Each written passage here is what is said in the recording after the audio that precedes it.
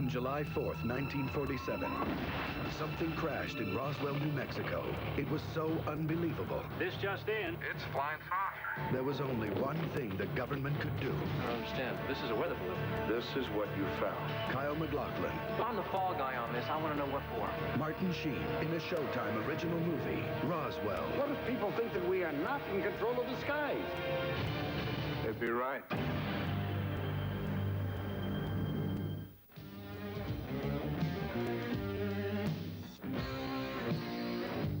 Down in Roswell, New Mexico, in 47, not too long ago, thunder and lightning came down upon the land.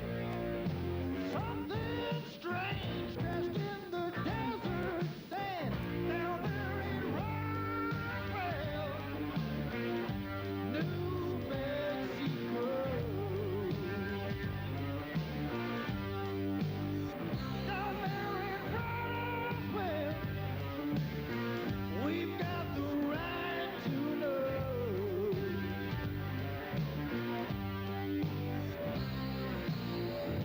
The next morning, Brazel's in his truck. He found the wreckage and he picked it up. Mac took it home and held it in his hand. What's so different, couldn't understand what happened in Roswell, New Mexico.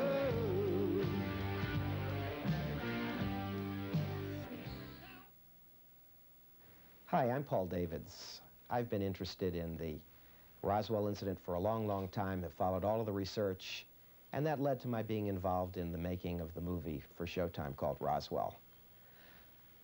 Let's take some time to consider together the implications of the controversy surrounding this whole case, and in particular, the effect of the latest Air Force report debunking the case and basically telling us again that all that landed at Roswell was a bunch of balloons.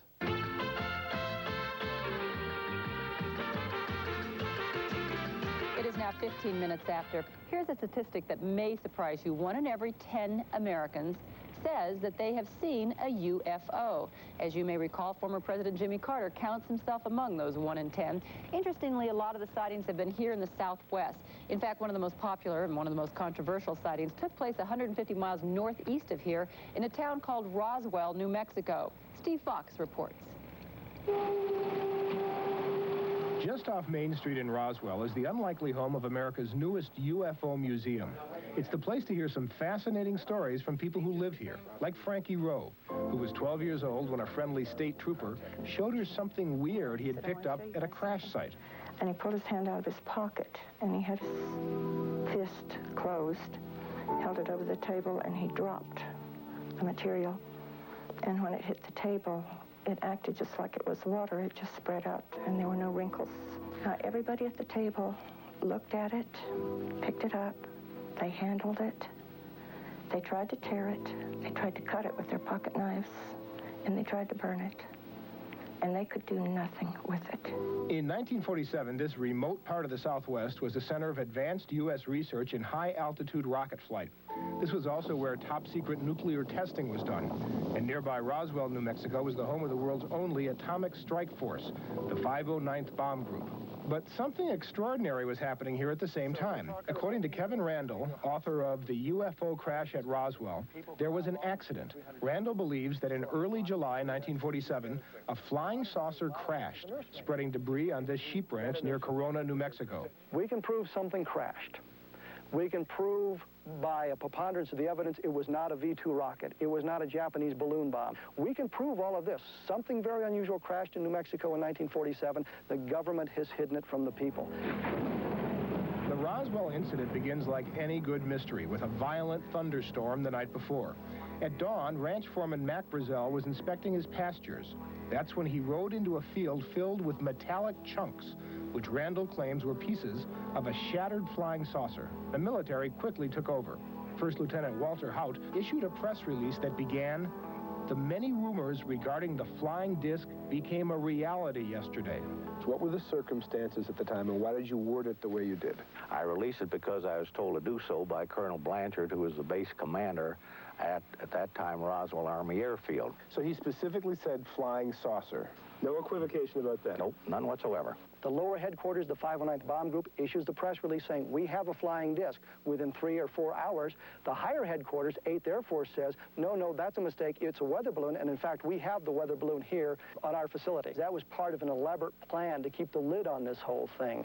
Mortician Glenn Dennis took 3 unusual phone calls from officers at the base about how to preserve bodies and tissue samples.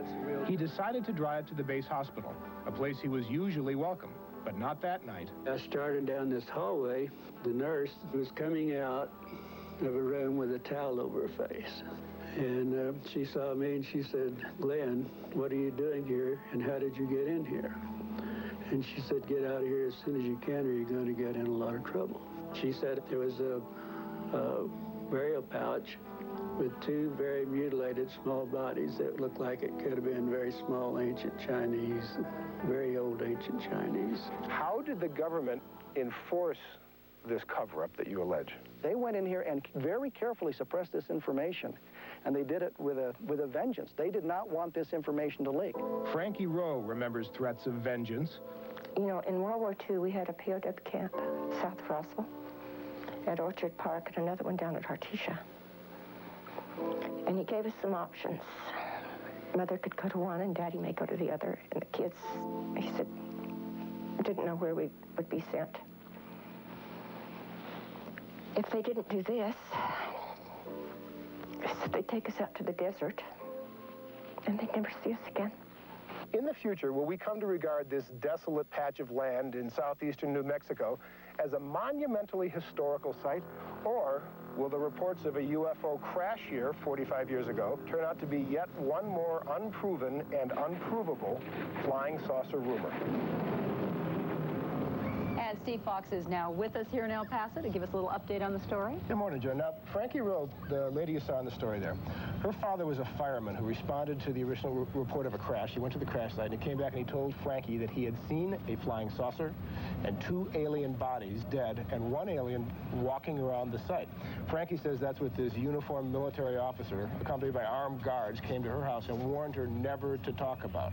People who believe that this thing happened think that the debris from the UFO and the bodies went to Wright-Patterson Air Force Base up in Ohio. But the Pentagon, the military, would not talk to us directly about the Roswell incident. They said their official position is that the Air Force has never found any hard physical evidence that UFOs exist and that nothing, no bodies, no debris, has ever been hidden at Wright-Patterson Air Force Base. The skeptics, the unofficial skeptics, the scientists and the experts who look into this, more or less agree with the military. They say there's no hard physical evidence that anything other than a weather balloon crashed, and that these stories are based on recollections 45 years ago. But there are a lot of people who think they have seen UFOs. Charlie, you out there? All right, Joan, I'm with, there's believers, there's non-believers. I gather I'm here with Greg Todd and Karen Castillo. You both believe, right? That's right. I myself saw several objects in March of 1990 in the lower valley, which on the same night, hundreds of people reported basically the same thing all over the El Paso, Las Cruces area. When you say objects, what was different about it? Why wasn't it just an airplane? They hung in the air, they made no noise, they had no engines, no markings. How close were they? They came about 500 feet away from me at the closest point. Karen, how about you?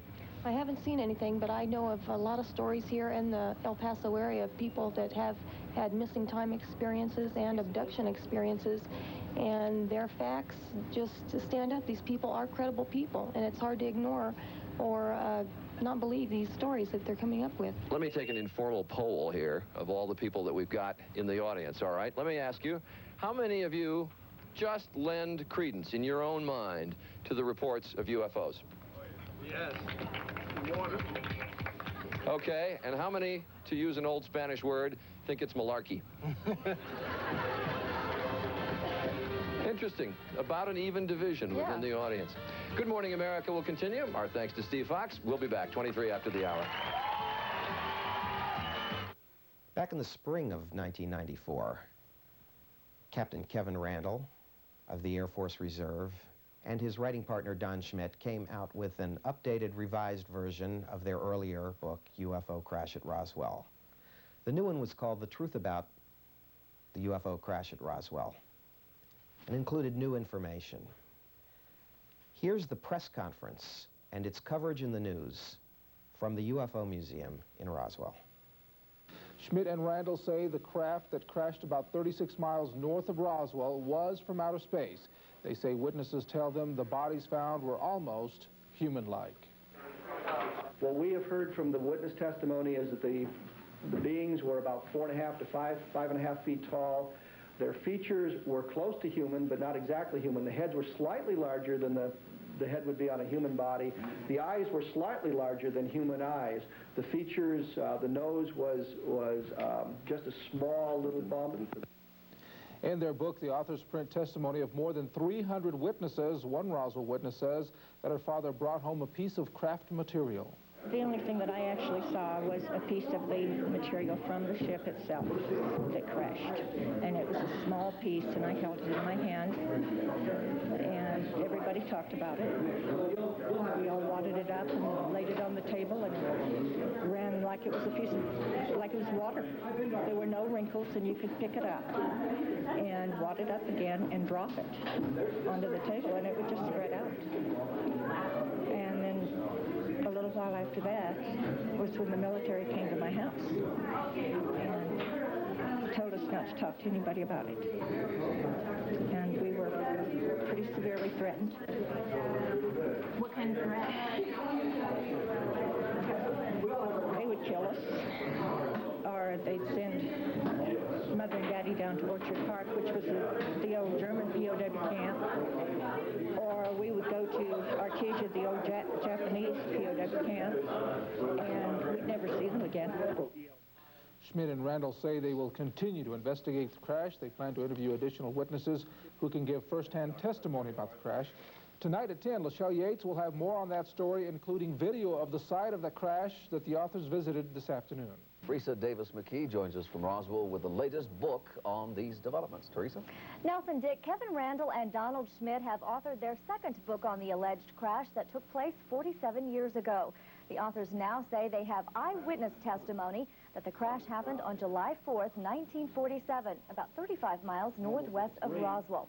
Schmidt and Randall say their investigation has revealed evidence of alien bodies that were recovered from the downed craft. And they say they can prove the U.S. government covered up the story. Schmidt says the case can no longer be swept under the rug, and he is challenging all skeptics. Or anyone that can present a single first-hand witness at the debris field, at the impact site, at the base here in Roswell, who saw, who handled anything conventional. Present them. Please, we'd like to talk to them, because we have over 500 witnesses who say it wasn't conventional.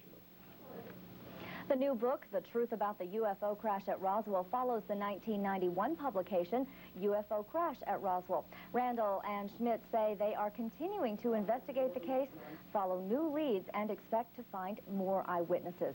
Several national stories about the UFO incident are in the works, and Showtime will release a cable movie called Roswell in July. Reporting live from Roswell, Teresa Davis-McKee. Thank you, Teresa.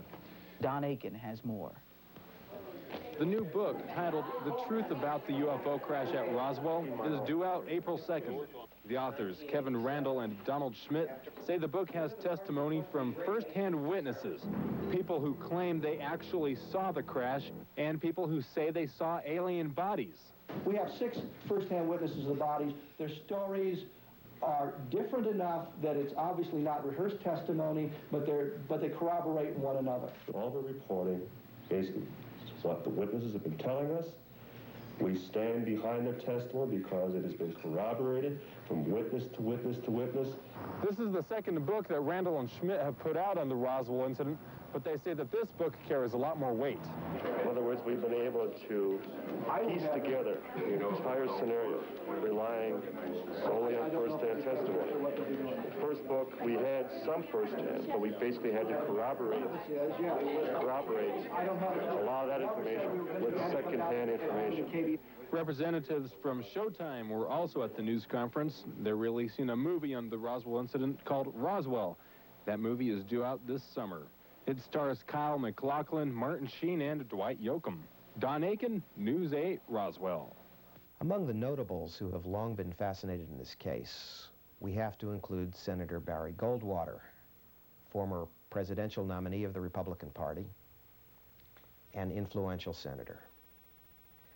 He tried to get to the bottom of the Roswell case, even recently wrote a letter indicating that all of his efforts were stymied by General Curtis LeMay.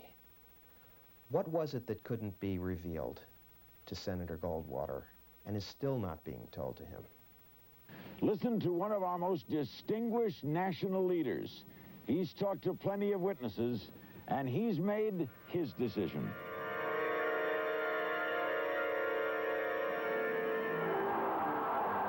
I think the government does know.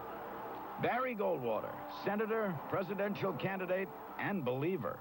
I can't back that up, but I think that at Wright-Patterson Field, if you could get into certain places, you'd find out what the Air Force and the government knows about UFOs. From his ham radio shack outside Phoenix, the senator disclaims direct knowledge of UFOs, but he does confirm a disturbing story about an exchange with General Curtis LeMay. Reportedly, a spaceship landed, and it was all hushed up, quieted, and I've never heard about much of it. I called Curtis LeMay, and I said, General, I know we have a room at Wright-Patterson where you put all this secret stuff. Can I go in there? I've never heard him get mad, but he got madder than hell at me, cussed me out, said, don't ever ask me that question again. 48 Hours was among the many television shows that covered the Roswell incident in 1994 and brought forth a witness who had been reluctant to talk up until that point.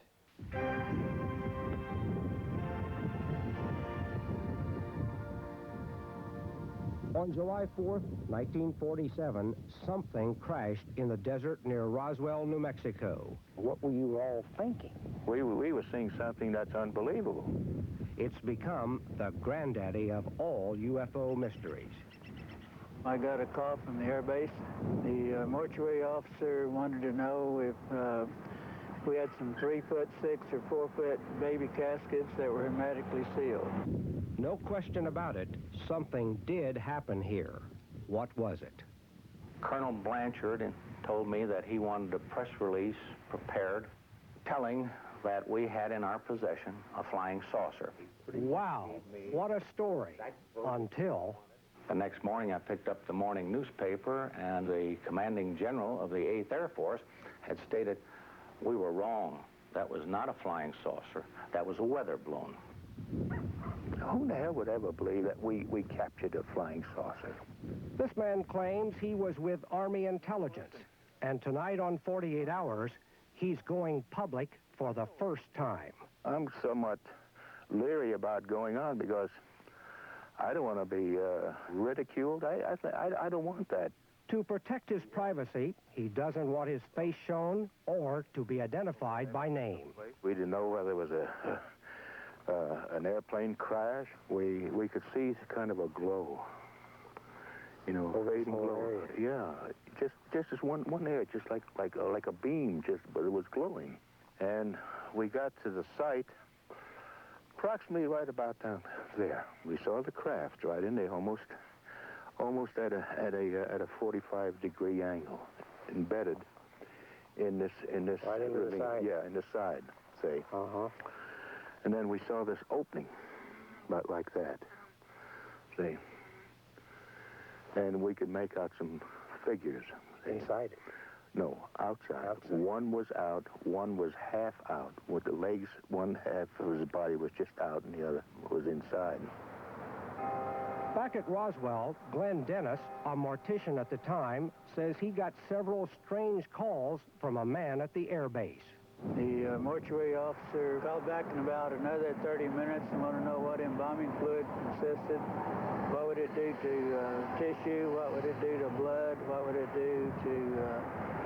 and what was its components and how it would change stomach contents and all that. And at the base, then Lieutenant Walter Hout handled the press. That was the original press release that was put out. The phones were ringing off the hooks. Everybody wanting to know all about the flying saucer that we had in our possession. Hout was there when the military brass did the about face. And this is the newspaper the next day. We said we had a flying saucer, and General Ramey said that he emptied our saucer, claiming it was a weather balloon. That is a picture of the weather balloon. Ramey's chief of staff has stated that the material coming from Roswell was taken out of the room and a weather balloon brought in its stead. If it was only a weather balloon, why did Mortician Glenn Dennis claim he was threatened? I took an airman out to the infirmary. There was some wreckage, looked like some pieces of hot stainless steel. On the outer edges, out in about 4 inches, there was some hieroglyphics, some strange markings. I noticed that. And there was a big, tall, 6'3" or 4" red-headed captain. And he came up to me and he knocked out and he said, "Mister, don't go in Roswell, and don't say there's been a crash or anything, because nothing's happened out here."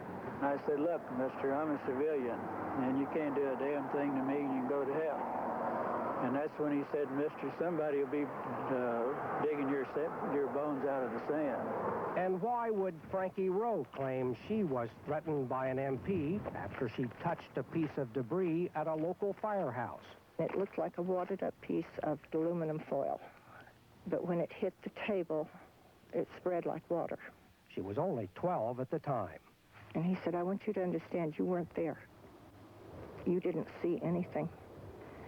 And I didn't really understand what he meant, and so I insisted I was there. And I did see it, and he kept saying, "No, you didn't." And he said, "Can't you get this through your head? You never saw anything." He said, "You know, this is a big desert out here. We can take you all out here." He said, "We can just do away with every one of you, and nobody will ever find your bodies." There was plenty of paranoia even before the flying saucer incident. The atomic bomb strike force was located here. To the north, highly classified atomic research was underway.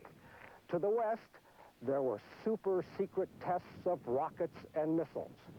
So it was no wonder that the locals were always on the lookout for intruders. That's as close to the type of the craft it was. Now, you know, the various books, the latest book out here, The Truth About UFO Crash at Roswell, and they got some drawings in here. Now, you're talking about the bodies you saw. See, the small nose. Eyes like this. About how tall? About 5'3", 5'4", some of the tallest, I think. With that. Bald? Yeah. No hair? No hair. Did these people look like they were from another planet? Did they look like normal? They didn't look like they didn't look like they came from Texas, Phil. I'll tell you that. No way. Yeah, they look different. We're at Hangar 84, which according to the various first-hand witnesses, eyewitnesses, where they stored the bodies. After investigating for their new book, Kevin Randall and Don Schmidt are convinced it was a military cover-up. What was in here, allegedly? A crate, a large crate in the center of the hangar, one light shining down on it, MPs around the perimeter inside the hangar, MPs around the perimeter outside the hangar, and this one huge crate that allegedly held the bodies. The question is today, why after 47 years does the cover-up continue? That's exactly what Congressman Stephen Schiff of New Mexico wants to know. I think the Department of Defense is acting like there's a cover-up, even if in fact there is no cover-up. Schiff asked the Pentagon about Roswell, but says he got the runaround. I'm honestly surprised that they weren't upfront with me, at least to that extent, and said, if we don't have the files, this is why not. Now he's asking government investigators to help him track down the Roswell files. My first explanation, speaking personally now, would not be towards what we call a UFO or an extraterrestrial visit. If this is not a weather balloon, my next guess would be some type of military experiment, possibly originating from nearby White Sands missile range that went awry at that time. 48 Hours asked the Air Force to provide a spokesman to appear on camera, but officials refused. All we got from the Pentagon was this written statement, which says in part Their search of records is not yet complete, but nothing has been found to date to contradict the 1947 Air Force statement that the Roswell incident was a balloon.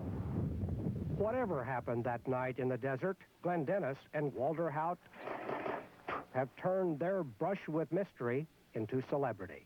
We've got videotapes, we've got books, we've got hats, magnets, shoulder patches, keys. They now have a UFO museum. There's going to come a time when it'll all be brought out. But they may come out and say, hey, we looked at it again, and it's a weather balloon. Fine, Just as we let 'em- reported back in 47. If they say it's a weather balloon, fine, let them think that. But this man says he knows better. Yes. And several others know better.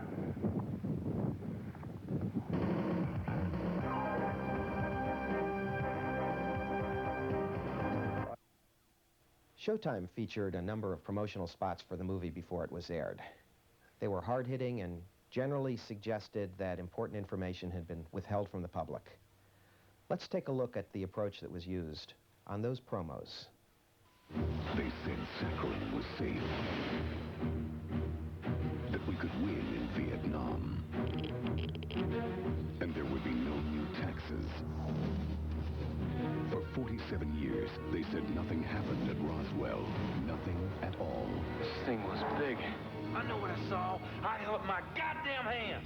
Roswell, the Showtime original movie about an incident they said never happened. I'm the sheriff of this here county. I'll go where I damn well please. We have our orders. What the hell are we dealing with here? Is it friendly? Is it hostile? There could be panic if this all came out.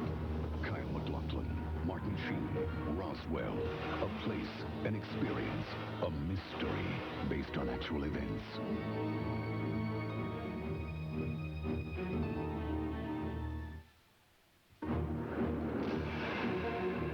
July 4th, 1947. The people of Roswell saw something they shouldn't have. This just in. This is their true story that is stranger than any fiction. Oh, my God. This thing was big. You think it's Soviet? The Army's worked very hard to bury this. Get out of here. I mean it. Well, how in the hell does a weather balloon affect our national security? Nobody's going to believe it anyway.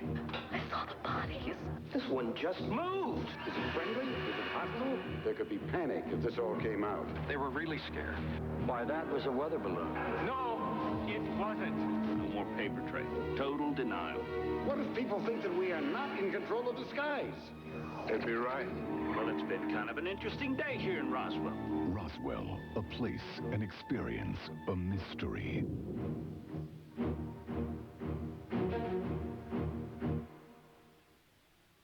July 4th, 1947, the people of Roswell saw something. You think it's Soviet? They didn't know what it was. Was it top secret? Only that they saw it. This thing was big. The past 50 years and the power of the United States government couldn't convince them they were wrong. I know what I saw. I held up my goddamn hand. A conspiracy of silence. There could be panic if this all came out. A campaign of misinformation. Accurate information released from less than reputable sources. And the man in the middle of the mystery who never stopped searching for the truth. That was a weather balloon. No, it wasn't. Kyle MacLachlan. We were talking before about what it means to be a patriot. I know what I saw, and it was not from this world. Martin Sheen. What happened here is merely the tip of the iceberg. Roswell, a place, an experience, a mystery based on actual events.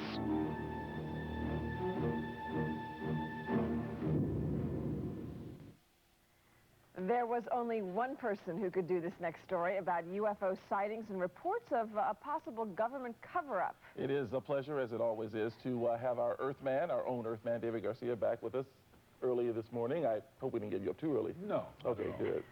Okay, Susan, Tony, this is the story of a UFO that crashed near a military installation some 47 years ago outside Roswell, New Mexico. And though the U.S. Army Air Corps acknowledged the crash, later they retracted their claim. Despite this, over 500 witnesses have since emerged, some reluctant, some eager to talk about Roswell and the alleged government cover-up. Now Showtime's made a movie that premieres tonight at the Directors Guild in Hollywood, simply entitled Roswell. They weren't human, David. I walked in while they were performing their autopsies. God, the stench. People with their hands over their noses.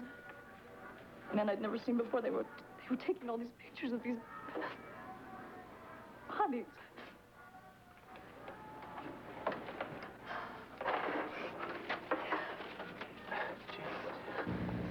No reproductive organs. The mouth opens onto a cavity about 2 inches deep, and this one just moved.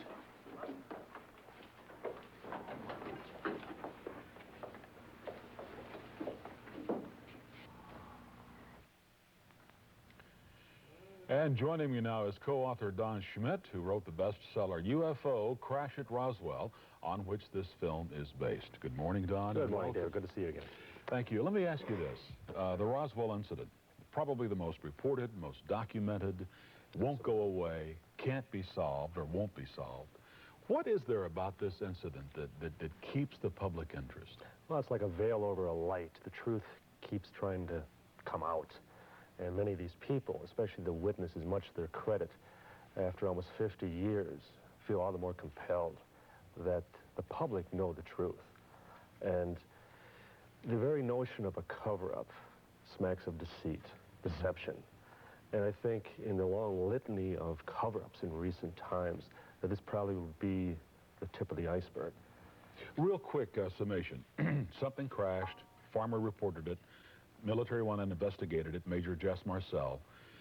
The Army announced it's a flying saucer. And actually, there was an actual press release that they had newspaper stories, right? A flying saucer. Later they said no, weather balloon. That's correct.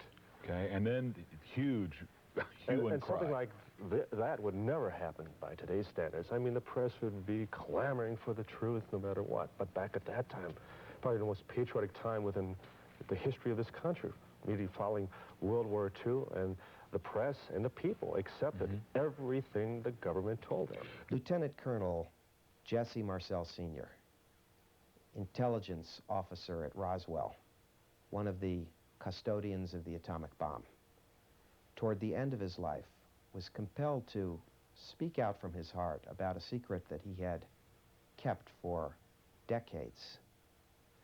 As I listened to his testimony, I was genuinely moved that here was a man with experience who had been part of this event, who felt that he needed to set the record straight before he passed away.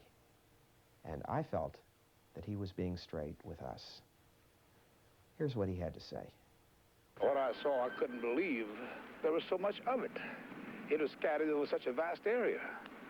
So we proceeded to pick up as much of the debris as we could, load it in a whack. It was not anything from this earth that I'm quite sure of. Because being an intelligence officer, I was familiar with just about all materials used in aircraft and our air travel. This is nothing like that. Entertainment Tonight was another of the national shows that gave attention to the Roswell case in 1994. They had Jesse Marcel Jr. on the show, and here's what he had to say. You've seen them in the tabloids, you've heard about them at sci-fi conventions, and this Sunday night on Showtime, you can experience the granddaddy of all UFO stories, the crash of a flying saucer half a century ago in New Mexico.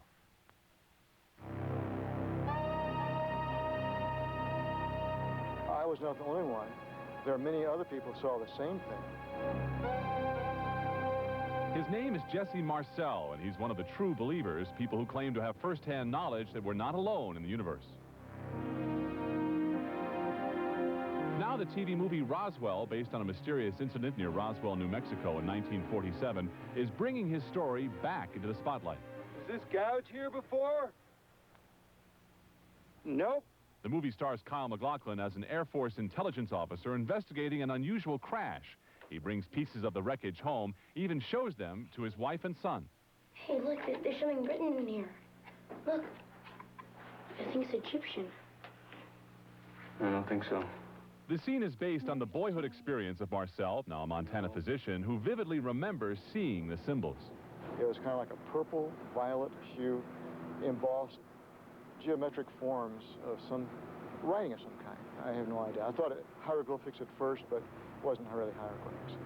Marcel says the Army later forced his dad to turn over the wreckage items and replace them with remnants of a weather balloon. I mean, this is ordinary foil. It's tin foil. We send these up every day. Well, that may be true, Major, but the fact is, this is what you found. It was the first and only time the U.S. military announced that they'd recovered a crashed UFO, then recanted the statement. But Marcel says they can never take away his memory. All I have is my word for what I saw. There are many other people who can corroborate this, who also don't have tangible proof. In other words, we don't have a piece of the wreckage. I wish we did.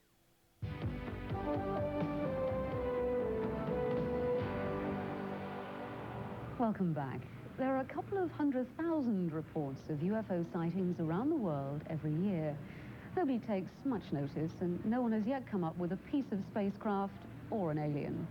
But then there's an incident almost half a century ago. It's the subject of a new movie, the Roswell incident. There's nothing to hide at all. None of the evidence that I have examined would indicate any proof at all that we are being visited by extraterrestrials. The military said it was a weather balloon. Others said different. It's the summertime, just after dawn on July 5th, 1947. Something crashes in the desert near Roswell, New Mexico. Strange debris falls onto a sheep ranch belonging to Mac Brazel. He calls the sheriff, who calls the Air Force Base. He goes on local radio to spread the word. We have in our studio Mac Brazel. Mac, could you tell us exactly what it is you found up there on your ranch? Yeah, well, I'd say most likely it's something that come from another planet. The debris and eyewitnesses are checked out. A press release announces a flying saucer has crashed. It makes the front page of the Roswell Daily Record. In July of 1947, the town of Roswell was known as the flying saucer capital of the world. But hours later, the military brass do an about-face. They say it's all a mistake. They close the door on any other information. But what's most bizarre about this scenario is that it's true. It actually happened. There are records to document it, and there are people still alive 47 years later who know what they saw with their own eyes and who want to tell the world what happened at Roswell. For the last 4 decades, this strange mystery has been argued over and dismissed by the authorities. Sunday, Showtime will premiere a new movie about the incident called Roswell.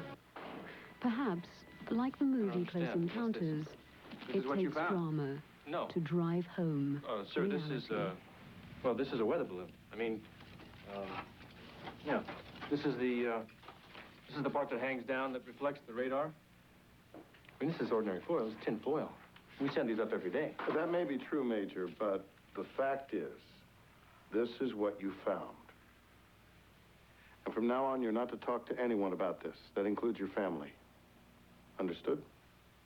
Yes, sir. Well, with us now is the real-life son of that intelligence officer who was told in no uncertain terms to keep quiet about what he'd seen. He's Jesse Marcel Jr. And Jesse, you were 11 when this all happened. Tell me, what do you remember? Well, my dad came in late one night with some wreckage of something that he brought in from the field. He felt so strongly about this that he woke my mother and myself up out of a sound sleep, and he said, this is a flying saucer. This came from another planetary system. He brought in one very special piece of debris that had writing on, I understand. Yes. Now, that's featured in the movie. You're played as a little boy. Yes. Let's take a look at that, Clay. I think so. Maybe it's Chinese. No. No, it's not. Son,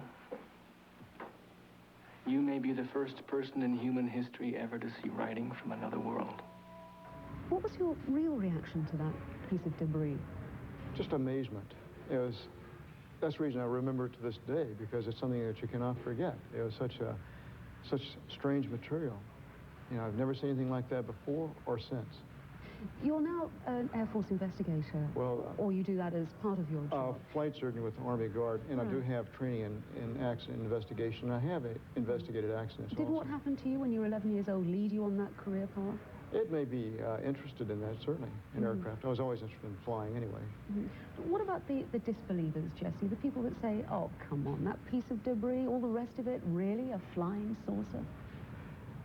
You know, if I had a piece of the wreckage, they would believe too. That's the problem. It's, you know, it's something I saw. I know what I saw, but I can't convince people that this is what it really was, unless I had a piece of it, which I don't. Your dad was told to keep quiet. Did he tell you to keep quiet too? We discussed it that night on the, you know, when we saw the debris on the kitchen floor. When he came back from Fort Worth a day or two later, he told us that this never happened. Don't even discuss it with your friends, which I did not. Well, thanks for coming in to discuss it with us tonight, Jesse. Nice to talk to you, and we'll find out more in the movie this weekend. Jesse Marcel Jr., my thanks. Thank you. And we'll continue in just a moment. My husband, Oliver Henderson, otherwise known as Pappy in the Air Force, he was entrusted with many of this country's top secrets, and they were safe with him. He never told anything that he wasn't supposed to. And therefore, it was 34 years after this incident happened that I heard about it. Captain Pappy Henderson was the man who piloted the plane that took the first pieces of wreckage out of Roswell. In 1981, 2 years before he died, he told his wife that in spite of military denials, the Roswell incident really happened. My husband told me the bodies were small, smaller than human bodies. The heads were larger, and the eyes were rather sunken and a little slanted. Clothing was of material unlike anything he'd seen before. They were strange.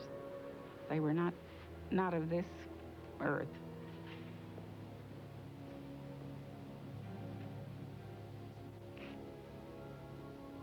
When my husband, who was a man of truth, who was trusted with 29 different Army aircraft planes, first pilot, aircraft commander, tells me this story, I believed him.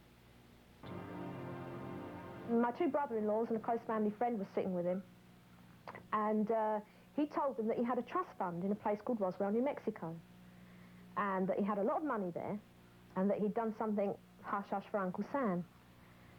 And they all made fun of him. They all started saying, you know, oh, Brownie, what did you do, rob a bank or something? At which point he changed his tune completely and got most angry and said, I've never done a thing wrong for my country. He said, I want you to find this money, and I want you to get it from Mum. But the money was...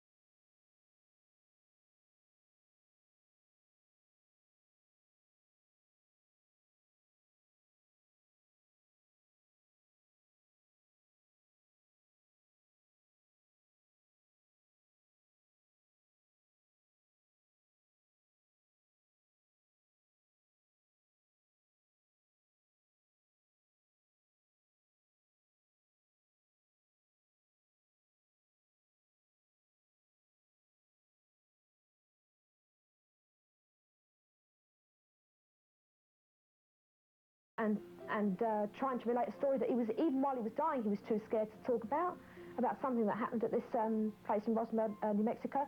And what makes me even more angrier is when you get somebody like Philip Klass on television talking about a weather balloon. What, do they think my dad was crazy? This next is a story that's been hanging around for years, and it causes a lot of people to speculate. It's kind of fun. The nation's most notorious UFO mystery is back in the news tonight. So the story goes, a flying saucer crashed near Roswell, New Mexico back in 1947. The Air Force says it was nothing but a weather balloon, but the myth took on a life of its own, and nearly 47 years later, charges of a cover-up still exist. Stuart Dyson reports now from New Mexico. The so-called Roswell incident is the kind of story that tabloid TV programs love to wallow in, like this dramatic recreation from Unsolved Mysteries. In 1947, a mysterious flying object crashed on a ranch north of Roswell near Corona. UFO believers say it was a flying saucer containing the bodies of alien beings who died in the crash. The Air Force said it was a weather balloon. For 46 years, people have demanded answers and have received very little. Congressman Steve Schiff wanted to change that. He asked the Defense Department for its records, and they referred him to the National Archives, where librarians say they have absolutely nothing on the Roswell incident. Get the complete runaround by the Defense Department to be referred to an agency that's supposed to have the documents, and they don't have the documents, is something I've just never experienced before. He's doing what we're hoping more congressmen, more people in positions of power will take an interest in this and see if they can get down to the bottom line. Well, even if this all proves to be routine and explainable, this is just an example of how government raises suspicions and rumors among the public by how they themselves handle things. Schiff now has a federal agency, the General Accounting Office, looking for documents. He says if the search turns up nothing, he'll continue the investigation, probably through the House Armed Services Committee. Stuart Dyson, News 4, Albuquerque. I've interviewed some of those people out in New Mexico, and some of them say that that really happened, and you cannot convince them otherwise. And they also say it was the beginning, really, of a massive government cover-up of the existence of extraterrestrials. Non-believers say that there's not a shred of evidence that a flying saucer crashed near Roswell. So the mystery continues. That is an intriguing one. Yeah. Lots of people swear to it. Yep. It was a UFO. There's been a lot of coverage on the Roswell incident in television, books, newspapers lately. Television coverage has included the Larry King Show, 48 Hours, Premiere Story, Hard Copy, Sightings, Encounters, even The X-Files repeatedly mentions Roswell. And then came our movie from Showtime, Roswell, starring Kyle MacLachlan and Martin Sheen. Now the Air Force, as of September '94, has released a report debunking and trying to put to rest the premise on which the film was based. Here's what Tom Brokaw of NBC had to say, and Jim Miklashevsky, the White House correspondent, when that Air Force report was released. For those of you who believe in visitors from outer space, well, some discouraging news. When Nightly News continues in a moment, we'll have the space shuttle liftoff, and also, was it a cover-up of UFOs? The government says no way. And in the skies over the West Coast this morning, an unidentified speeding light and apparently a sonic boom. Many saw it, but there's been no official explanation. Well, maybe they should ask the Pentagon in, about 47 years. NBC's Jim Miklashevsky tonight on the Air Force fessing up almost a half-century after another UFO. Stories about UFOs and aliens swooping down from outer space have long captured our imagination, especially the Roswell incident. 47 years ago, something crashed into the desert outside Roswell, New Mexico, and for 47 years, the Pentagon lied about it. Eyewitnesses had reported debris from a flying disc scattered over 2/3 of a mile. Some stories included the bodies of 4-foot-tall aliens, crew members killed in the extraterrestrial crash. The Pentagon denied it was a UFO and claimed the debris came from a military weather balloon. But the Air Force now says it wasn't a weather balloon after all, but a top-secret balloon to spy on the Soviets. That would appear to explain all the Pentagon's secrecy, right? Wrong. Oh, my God. This thing was big. As depicted in a recent movie, several witnesses claimed the military forced them to change their stories and hide the evidence. Walter Haut was an airman in Roswell at the time and now runs a UFO museum. I think that their comments are simply another cover-up. Some UFO buffs believe the military covered it up to protect against public panic because they couldn't explain it. Perhaps alien and non-human, something not made by any power on this earth. The government contends most UFO sightings can be explained, but out of the thousands reported over the years, 1 out of 10 remains a mystery. As for Roswell, the case is not closed. The General Accounting Office will release its own report soon. The decision rests with you. Jim Miklashevsky, NBC News, Washington. When the Roswell Daily Record first announced the recovery of a crashed flying saucer near Roswell in 1947, it was a big story and big news. It was heard round the world. Here's the radio report that was released at that time. Headline edition, July 8, 1947.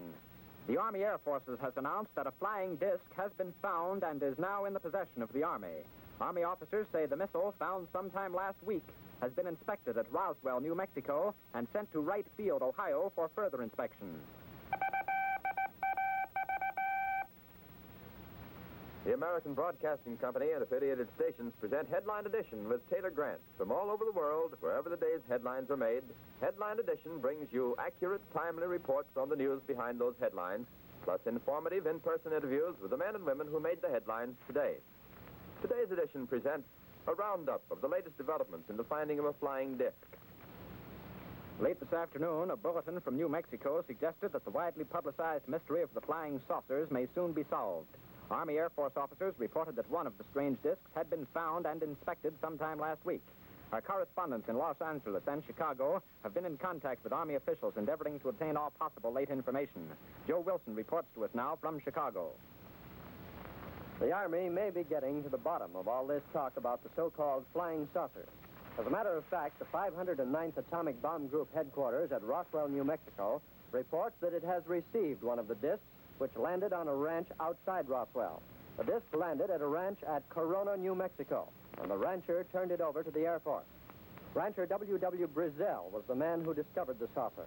Colonel William Blanchard of the Roswell Air Base refuses to give details of what the flying disc looks like. In Fort Worth, Texas, where the object was first sent, Brigadier General Roger Ramey says that it is being shipped by air to the AAF Research Center at Wright Field, Ohio. A few moments ago, I talked to officials at Wright Field, and they declared that they expect the so-called flying saucer to be delivered there, but that it hasn't arrived as yet.